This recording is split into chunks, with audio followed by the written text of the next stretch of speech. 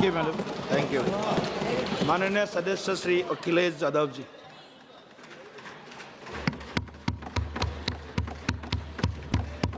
माननीय सभापति जी, अभी बोलूँगा मैं। माननीय, मैं बताऊँगा, मैं उस पर ही बोलूँगा। माननीय सभापति, मैं धन्यवाद देता हूँ आपको कि आपने मुझे बहुत महत्वपूर्ण विषय पे बोलने का मुझे मौका दिया। अभी मैं तमिलनाडु के डीएमके की माननीय सदस्य कानीमोझी जी को मैं सुन रहा था और उन्होंने, मैं उनको धन्यवाद देता हूं कि कई महत्वपूर्ण बातें उन्होंने रखी और अभी भी उनको अपनी अच्छी बातों के लिए बधाई मिल रही है। हमें खुशी है इस बात की कि विपक्ष में जो लोग हैं उनको बधाई मिल रही है, लेकिन सत्ता पक्ष के लोग जब बोल के जा रहे हैं तो उनके सदस्य भी उन्हें बधाई नहीं दे रहा कोई। अध्यक्ष महोदय, मैं धन्यवाद देता हूं आपका भी, और क्योंकि मैं उनकी बात सुन रहा था, उनकी बात सुनने से मुझे कुछ याद आया। मैं ये कहना चाहता हूं 2 लाइनों में कि मैं दुनिया को मनाने में लगा हूं। अध्यक्ष महोदय, मैं भारतीय जनता पार्टी के लिए बता रहा हूं ये लाइनें कि मैं दुनिया को मनाने में लगा हूं, मेरा घर मुझसे रूठा जा रहा है। मैं दुनिया को बनाने में लगा हूं, मेरा घर मुझसे रूठा जा रहा है। अध्यक्ष महोदय, बात शुरू करने से पहले मैं सबसे पहले भारत की सेना, उसका आभार, उसका धन्यवाद देना चाहता हूं। दुनिया में साहसी फौजों में गिनती अगर होती है तो हमारी भारत की सेना सबसे आगे दिखाई देगी। उनके पराक्रम पर, उनकी वीरता पर, उनके अदम्य शौर्य पर हमें सबको गर्व है। कोई ऐसा भारतीय नहीं होगा जिसको गर्व न हो। हमें अपनी फौज पर गर्व है और हमें इस बात के लिए भी गर्व है कि जब सेना ने अपना ऑपरेशन शुरू किया तो पाकिस्तान के जितने भी टेररिस्ट कैंप थे उन पर अटैक किया गया। न केवल पाकिस्तानी कैंपों को नष्ट किया गया, बल्कि पाकिस्तानी जो एयर बेस है उन तक पहुंच गए, उनको भी नष्ट किया, ध्वस्त किया। और जब हमारी फौज पाकिस्तान को हमेशा हमेशा के लिए एक पाठ पढ़ा सकती थी, एक ऐसा संदेश जाता कि भविष्य में पाकिस्तान कभी ये हिम्मत नहीं जुटा पाता। और ऐसा भी लगा हम लोगों को,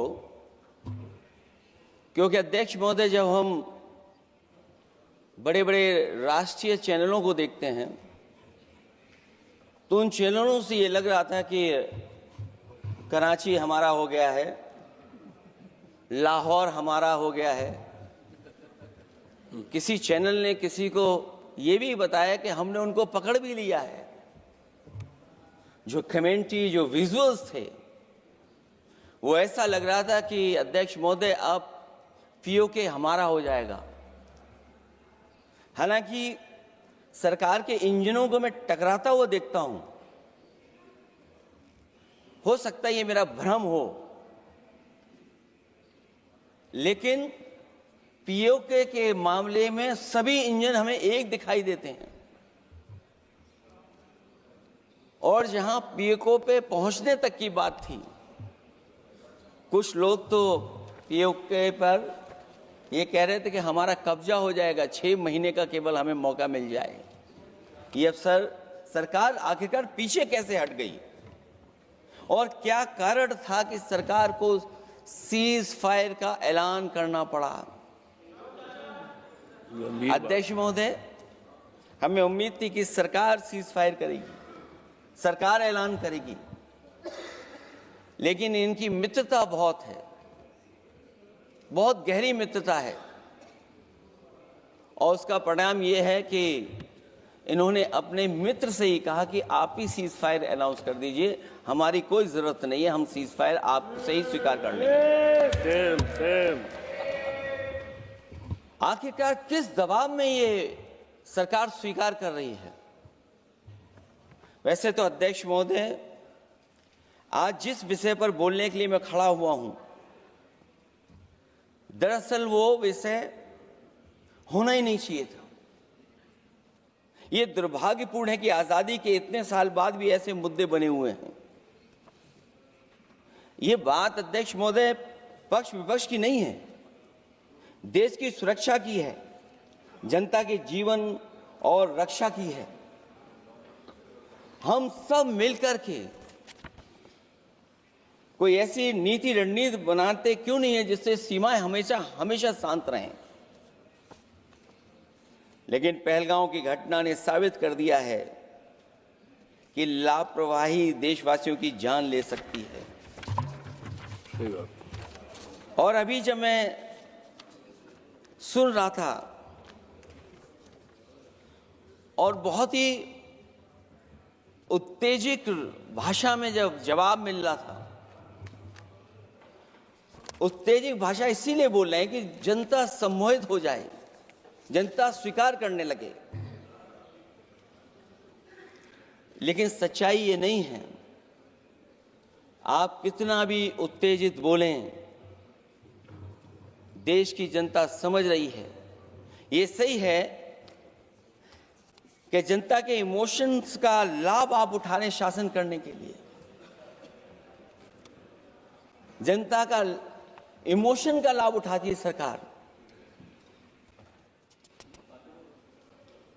मुझे याद है कि जिस दिन पहलगाम हमला हुआ, उस दिन वहां का हर पर्यटक पूछ रहा था, जो पर्यटक पूछ रहे थे कि खतरों के बीच मेरी रक्षा करने वाला कोई वहां क्यों नहीं था। आखिरकार ये सबके मन में सवाल यही है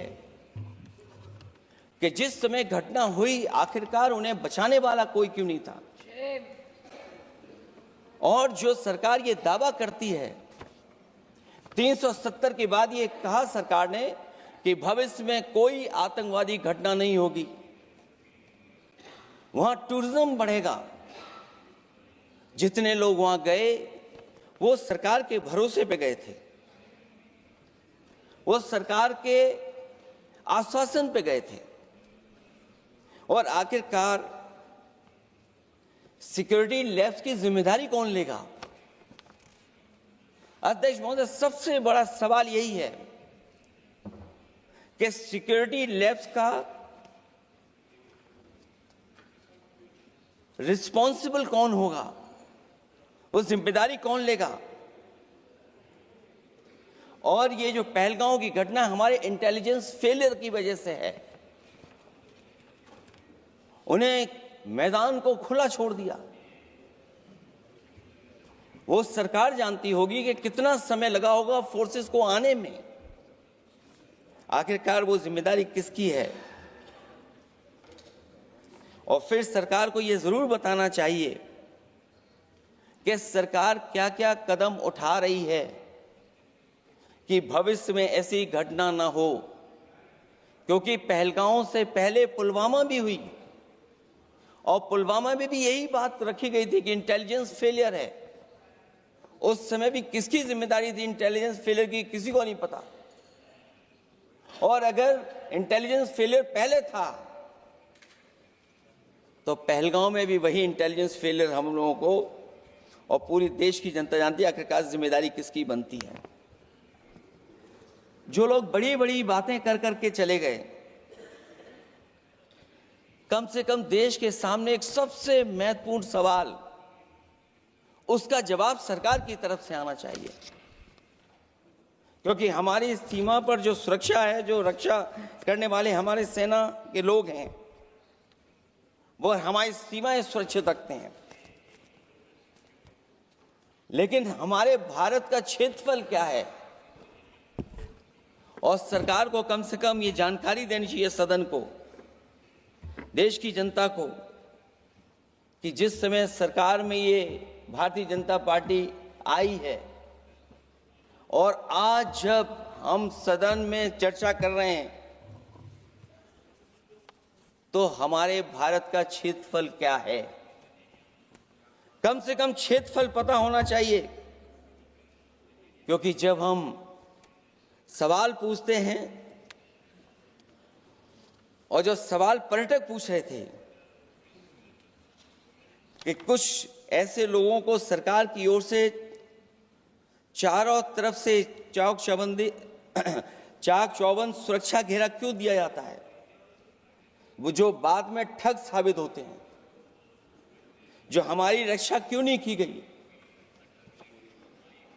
पहलगाम के दूसरे दिन की जिस तरह की राजनीतिक कार्टून, क्योंकि जिस तरह का लाभ लेना चाहते हैं भारतीय जनता पार्टी के लोग, हम सब ने देखा कि पहलगाम के दूसरे दिन ही जिस तरह का राजनीतिक कार्टून भाजपा के ऑफिशियल हैंडल से पब्लिश किया गया और हमारे द्वारा घोर आपत्ति किए जाने पर हटाया गया, उसने साबित कर दिया कि भाजपा के लोग भी जानते हैं कि दुख की इस घड़ी में उन्होंने देश की भावनाओं के साथ बेहद शर्मनाक खिलवाड़ किया है।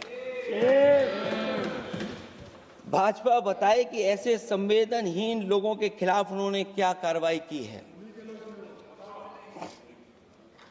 ये अति गंभीर प्रश्न है कि जिन्होंने अपनों को खोया है,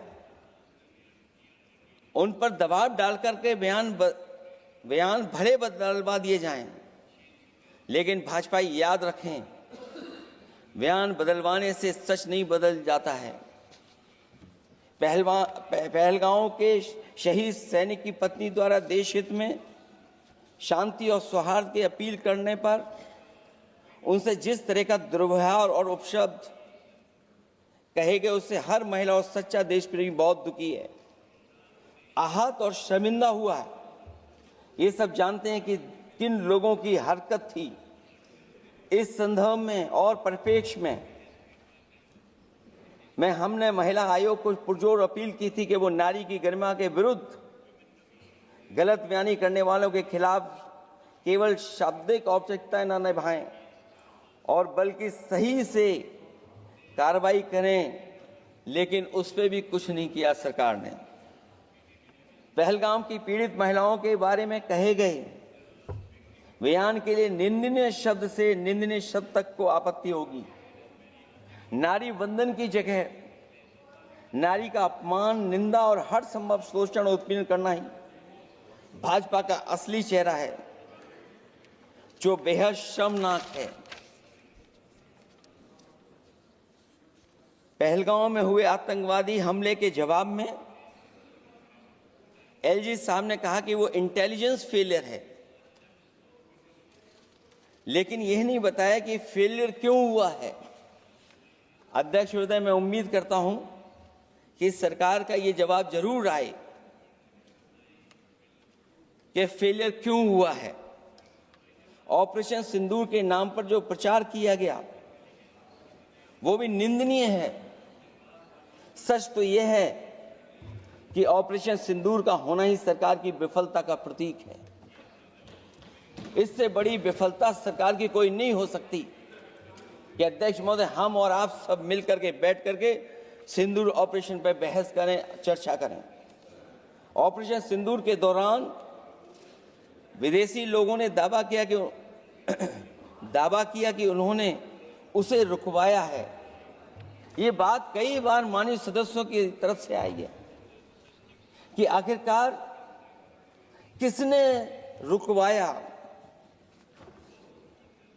हमसे हमारी संप्रभुता खंडित हुई है। संप्रभुता ही स्वतंत्रता की सुनिश्चित करती है। इधर आज़ादी के अमृतकाल का ढिंढोरा पीटा जा रहा है, उधर हमारी इंटीग्रिटी को चुनौती दी जा रही है। देश की विदेश नीति पूरी तरह फेल है। ऑपरेशन सिंदूर और पहलगांव की घटना पर दुनिया के किसी भी देश ने हमारा साथ नहीं दिया।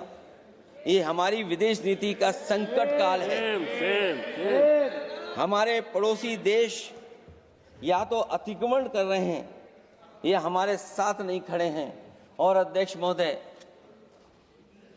जो हमारे मंत्री जी हैं, जिनका क्षेत्र बिल्कुल सीमा पर है, उनसे बेहतर कोई नहीं जानता होगा कि आखिरकार पड़ोसी देश कितना हमारी सीमाओं पर अतिक्रमण कर रहा है। गंभीर नहीं है। समाजवादियों ने हमेशा देश की सरकारों को चिताया है कि असली चुनौती और प्रतिद्वंद्विता किस देश से है, कौन पूर्वोत्तर की सीमाओं में इंक्रोचमेंट कर रहा है। सरकार को ऐसे मामलों में साहस और समझदारी से काम लेना होगा, सीमाओं से समझौता नहीं करना चाहिए। आज सरहदों के साथ देश के कारोबार को भी चुनौती मिल रही है। सरकार को आगे बढ़कर के उसका समाधान करना है, 2 कदम पीछे करने नहीं है। अध्यक्ष महोदय, जो हम लोगों को सुनने में मिलता है, ये सरकार जवाब दे कि आखिरकार जो पाकिस्तान है उसके पीछे कौन सा देश खड़ा है।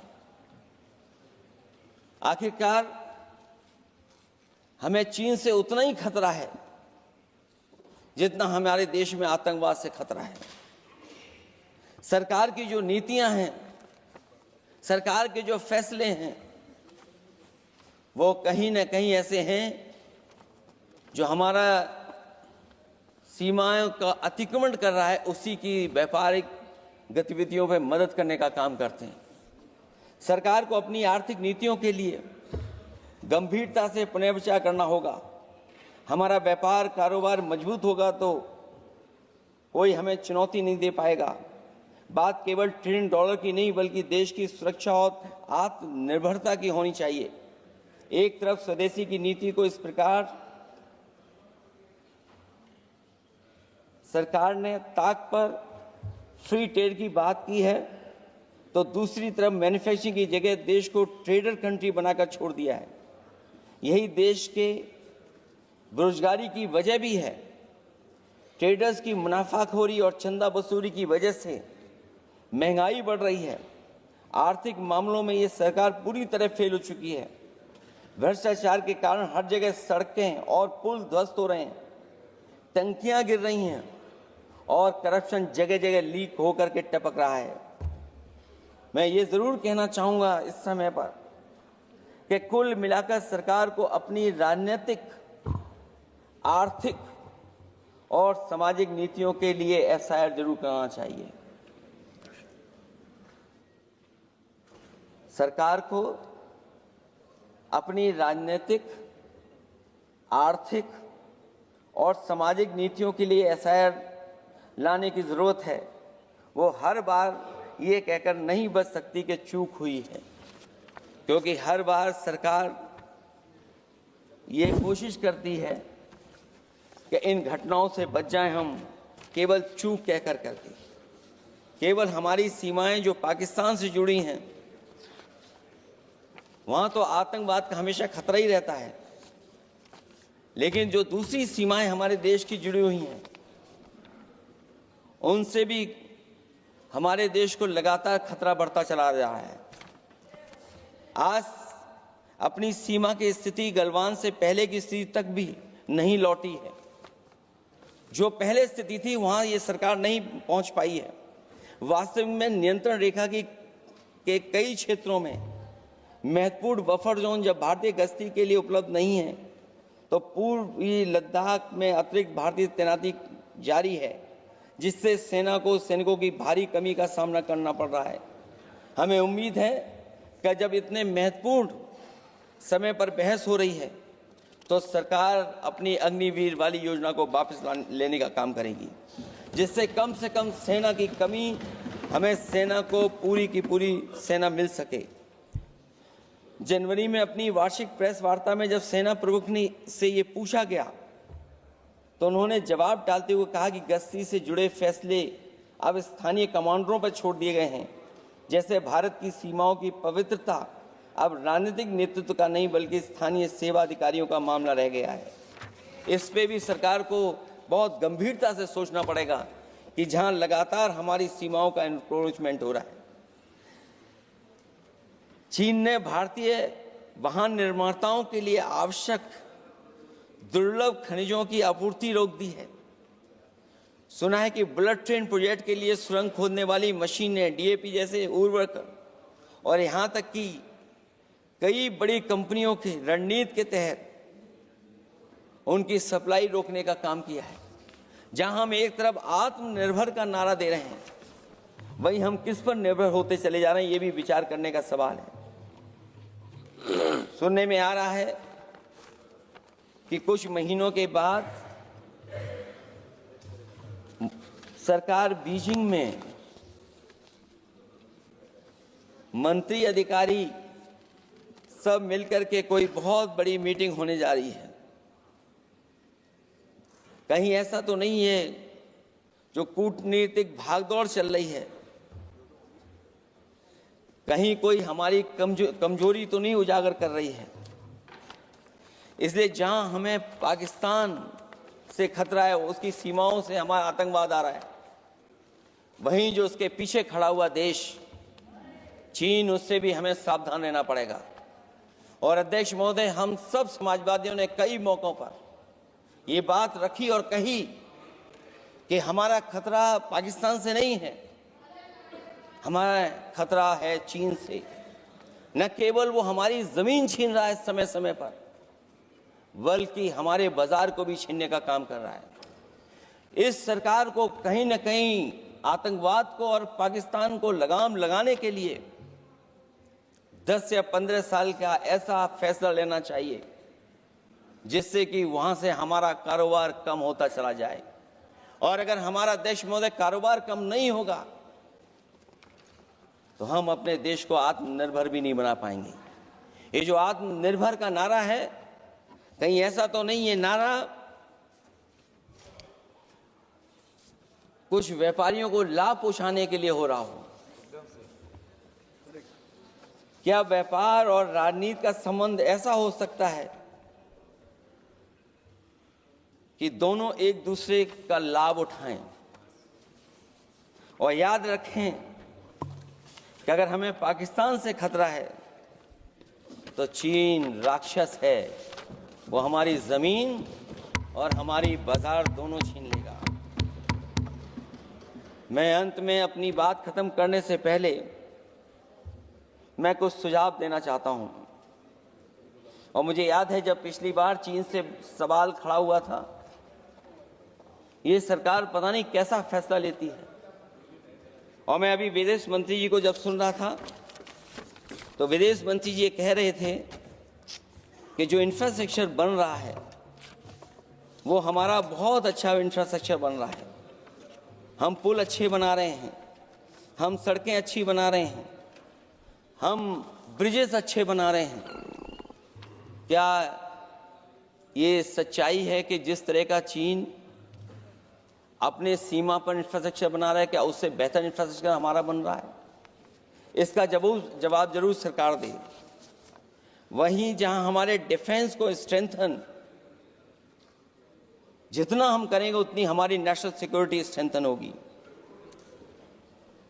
ये जो बजट लगातार कम होता चला जा रहा है, इस बजट को बढ़ाना चाहिए और कम से कम जीडीपी का 3% बजट डिफेंस का होना चाहिए।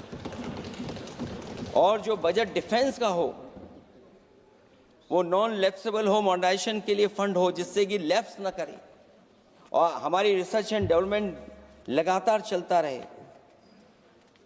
जो हमें कई बार आश्वासन मिलता है कि टेक्नोलॉजी ट्रांसफर भी हो जाएगा, आखिरकार टेक्नोलॉजी ट्रांसफर के लिए हमें वर्षों क्यों इंतजार करना पड़ता है? आखिरकार इसका जिम्मेदारी कौन लेगा?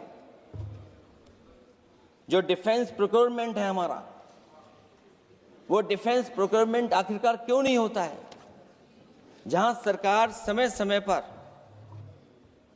डिफेंस एक्सपो के नाम पर न केवल भारत बल्कि दुनिया से ये कहती है कि हमारे यहाँ इन्वेस्टमेंट करें। आखिरकार डिफेंस एक्सपो के इन्वेस्टमेंट के कार्यक्रम के बाद कितना डिफेंस सेक्टर में इन्वेस्टमेंट आया है, और साथ ही साथ जब आत्मनिर्भर की बात हो तो हमारे देश की अपनी रक्षा करने के लिए हमारे अपने लोग क्यों नहीं तैयार हो रहे हैं? यह सरकार इतना क्यों नहीं जोखिम उठा रही कि हम खुद तैयार हों उन चीज़ों को बनाने के लिए? इसलिए मैं एक बार फिर ये कहता हूं कि जहां पर सेना ने बहुत बहादुरी के साथ, अपने पराक्रम के साथ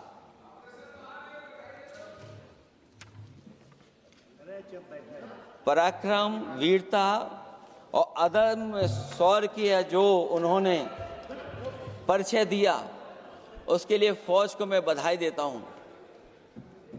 लेकिन अभी जब मैं सुन रहा था, ये जो अभी आतंकवादी मारे गए हैं, आतंकवादी मारे जाते हैं, हम सब पक्ष में हैं, लेकिन हर जगह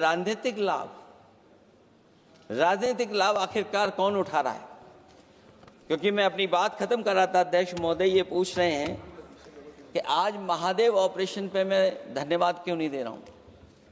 अध्यक्ष महोदय, जिस समय समर्थन की बात आई, पूरे देश के जितने भी राजनीतिक दल हैं वो आपके साथ थे। आखिरकार इनकाउंटर कल ही क्यों हुआ?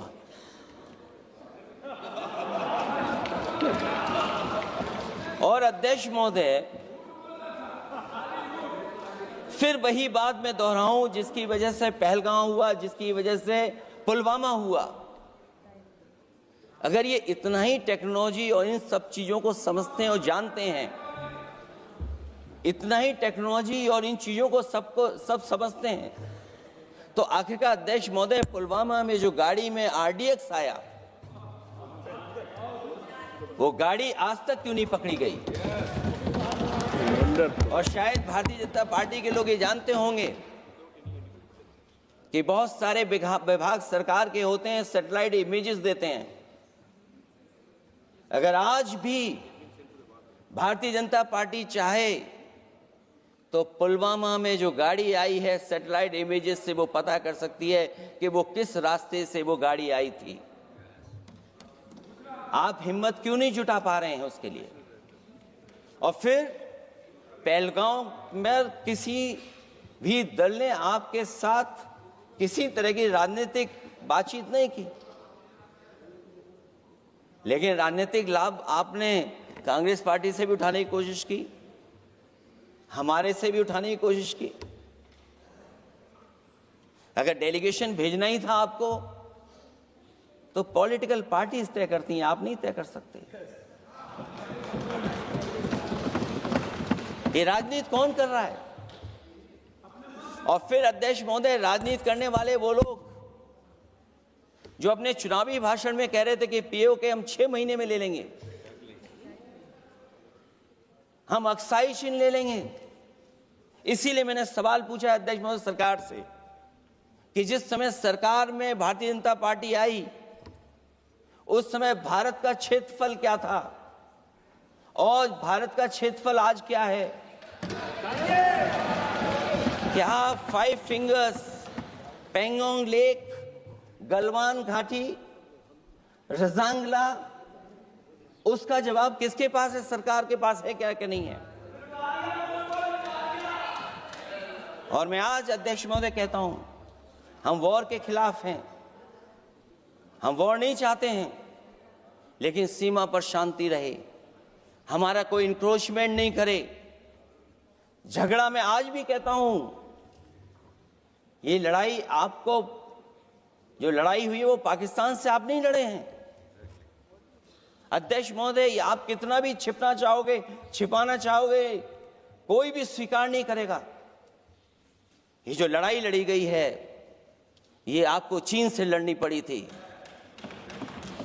और जो समय आप बताते हैं कि इस समय से इस समय तक हमारी एयरफोर्स और हमारे लोगों ने हमला किया, टेररिस्ट लोगों के तमाम सेंटर्स को खत्म किया है, तो हमारे मन में भी एक इच्छा आती है कि हमारे सबसे बेहतरीन एयरक्राफ्ट जो नींबू और मिर्च लगा करके जिनकी पूजा की गई थी, वो कितने उड़े थे? हम और सवाल नहीं पूछना चाहते हैं हम आपसे। मैं केवल इतना पूछना चाहता हूं कि जिन एयरक्राफ्टों को नींबू और मिर्च लगाकर के पूजा की गई थी, वो एयरक्राफ्ट कितने उड़े थे? हमें अपनी पूरी एयरफोर्स पे गर्व है। इतने बेहतरीन पायलट किसी के पास नहीं है जितने बेहतरीन पायलट हमारे पास हैं। और हम समाजवादी वो लोग हैं जिन्होंने ऐसा इंफ्रास्ट्रक्चर सड़कों का बनाया था कि अगर कभी इमरजेंसी हो तो आपका एयरक्राफ्ट वहां पर उतर जाएगा। और देश में पहली बार सुकोई, मिराज और हरकुलस अगर किसी ने सड़क पर उतारे थे तो वो समाजवादी पार्टी और हम लोगों ने सड़क पर उतारने का काम किया था। सही बात। और दूसरा, देश महोदय, मैं और जानकारी देना चाहता हूं। आपके देश के प्रधानमंत्री जी हमारे देश के नहीं, हमारे भी प्रधानमंत्री हैं, हमारे हैं बात खत्म हो रहा है। अध्यक्ष महोदय, मैं फिर बोलता हूं। अध्यक्ष महोदय, मैं तो आपको बहुत अच्छा मान रहा था कि आप ही मुझे बुलवा के गए थे। मैं फिर बोलता हूं, देखिए प्रधानमंत्री जी की लाइनें हैं ये वाली, मैं दुनिया को मनाने में लगा हूं, मेरा घर मुझसे रूठा जा रहा है। आखिरकार कौन रूठा हुआ है? इस देश में जो हमने देखा इतने दिनों में, प्रधानमंत्री जी डिफेंस मिनिस्टर का भी रोल प्ले कर रहे थे। इसलिए जिस सड़क पर हमारे देश के प्रधानमंत्री जी हरकुलस विमान से उतरे थे, वो हाईवे किसी ने डिजाइन किया था तो समाजवादी लोगों ने डिजाइन किया था। यूपी में तो डिजाइन हो गया एक और, लेकिन देश में क्यों नहीं ऐसी सड़कें बन रही जहां पर इमरजेंसी के समय पर एयरफोर्स इसको इस्तेमाल कर सके?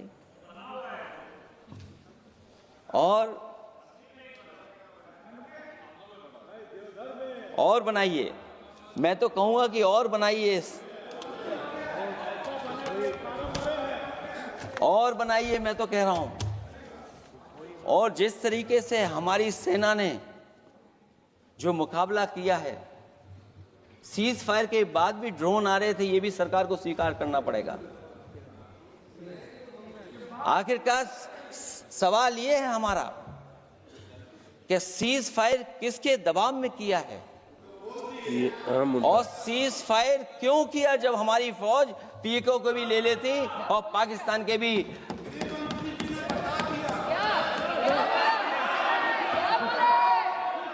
अध्यक्ष महोदय, सीज फायर आपके मंत्री जी ने नहीं किया, सीज फायर आपके मंत्री जी की तरफ से नहीं आया, क्योंकि हमारे मंत्री जी वो सोशल मीडिया को देखते नहीं हैं। सबसे पहले सोशल मीडिया पे बात आई थी, आपको 1 घंटे बाद किसी ने पढ़ के बताया होगा।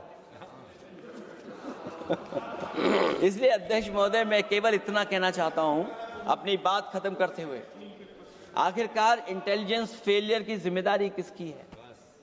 हमारे भारत का क्षेत्रफल कितना 2014 में था और आज क्षेत्रफल क्या है?